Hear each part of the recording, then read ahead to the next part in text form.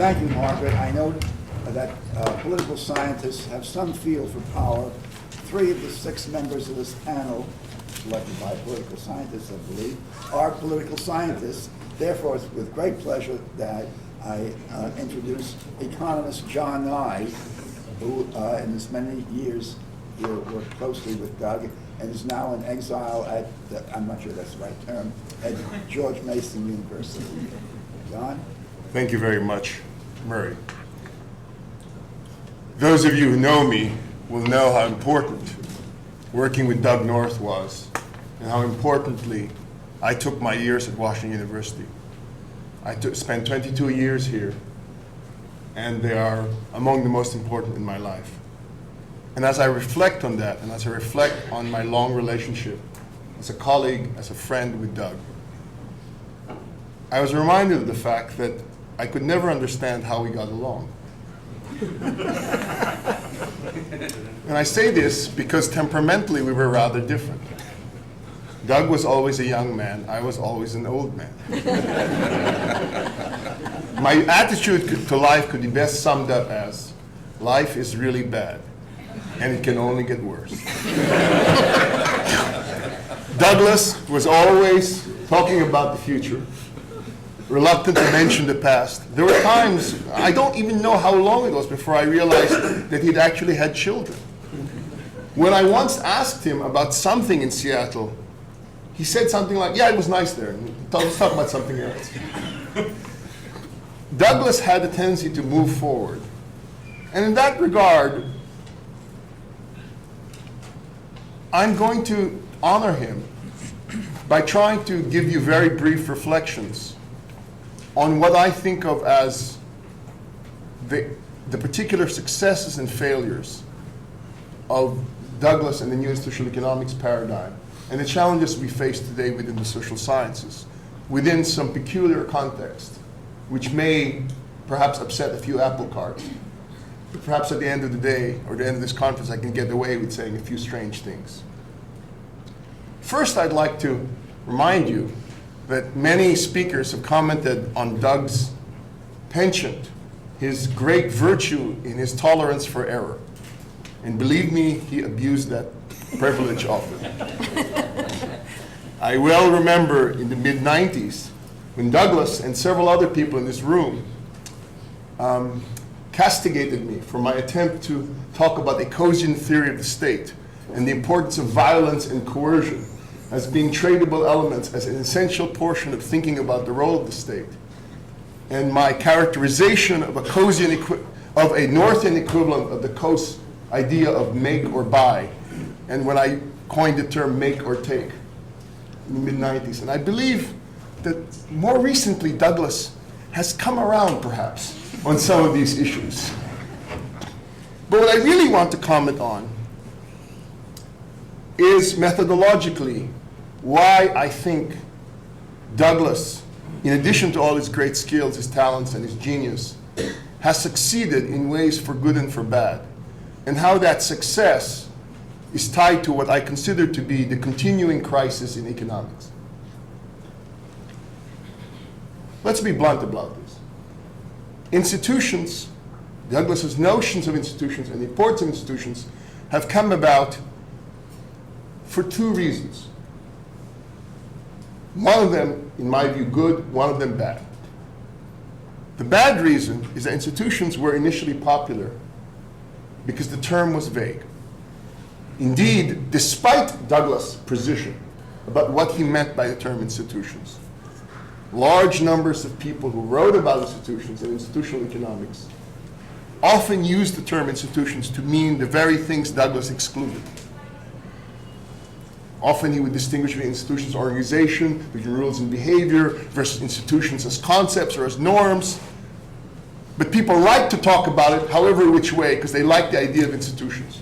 Indeed, having just spent a month at the World Bank in the Philippines and listening to people tell me about institutions and their influence on the bank, it actually makes the story of the blind and the elephant seem surprisingly coherent. So on the one hand, there's that bad reason, and it's actually not so bad because it gets people to read the good work. The good reason, in my view, is that economics had become boring. Much of the work after World War II was about filling in the details of the neoclassical revolution. In particular, a switch to a much more mathematical, rigorous, post-Samuelson, post-Howard de Brugge school of the world. Many of the things that we forget are that, for the most part, economists forgot how to be intellectuals and theorists. I'm not the first to make this point. I believe Robert Fogel, in the North Festschrift in the mid-90s, gave a speech in which he said that there's a distinction between theorists and modelers. There used to be separate classes in mathematical modeling and theory. By that standard, Douglas North and Simon Kuznets were theorists. Whereas very often, many of our theorists are neither intellectuals nor theorists, but are bricklayers. Well, very good ones, but it is not clear that they come up with new theories so much as they figure out clever ways to mathematize those theories. Why is this important? This is very important because of the great weakness of the new institution of economics and the great weakness of Douglas North. He has not been very good at dealing with real institutions. He throws his ideas on the water, and he, in some sense, fertilizes the whole world with the brilliance of his ideas. He's not very good at the nitty-gritty of creating niches in which his students and colleagues can publish and conquer the profession from within. Because methodologically, they're either forced to use institutions in a superficial way within the dominant paradigm, or to be outcasts if they write in a fashion that does not conform to the lexicographic preferences of the top journals. Many of you will have heard the story. It's not about Doug, it's about the one precursor in the new social economics Doug reveres above all others, Ron Coase.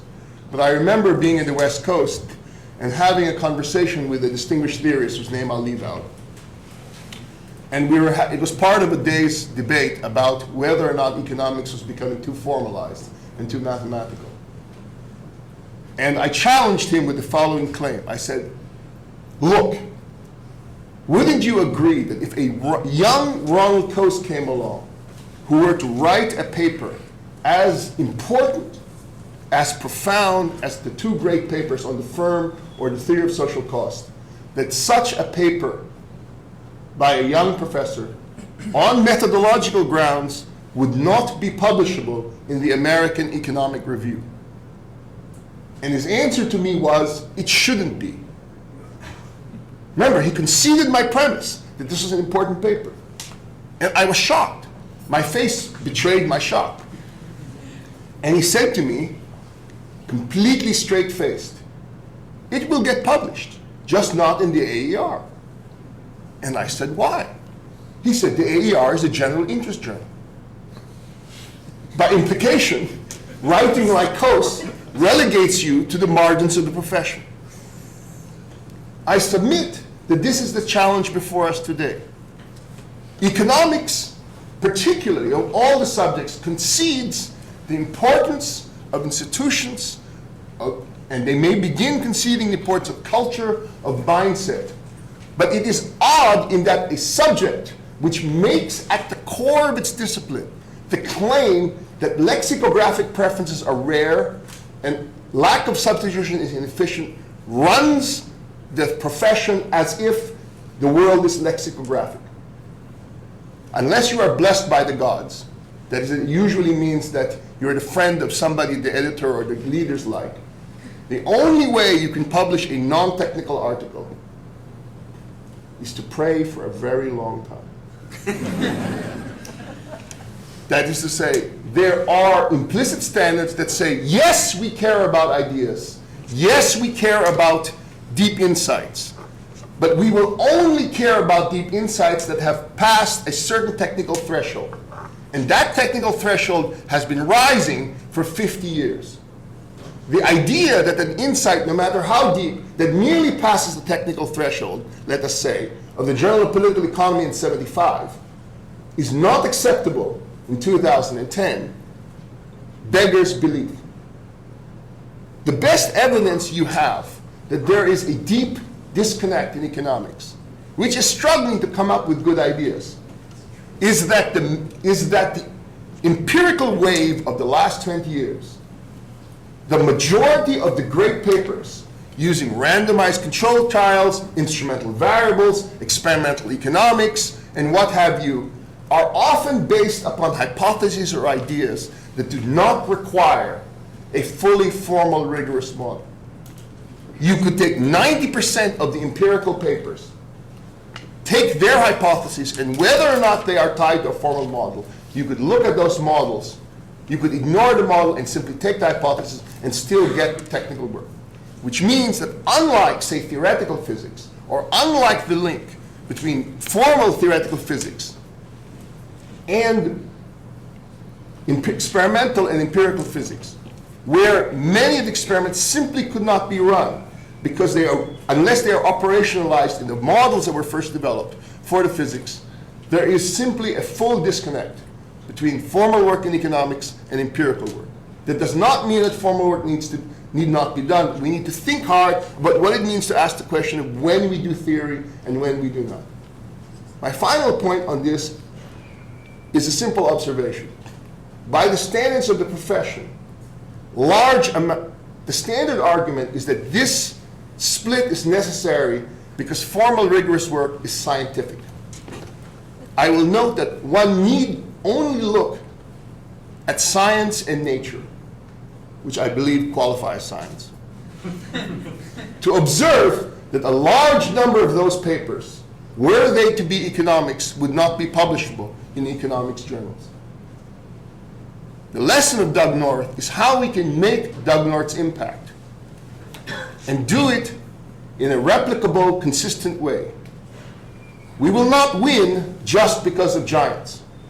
We will win when even the pygmies who are making serious and valuable contributions can publish and contribute as well.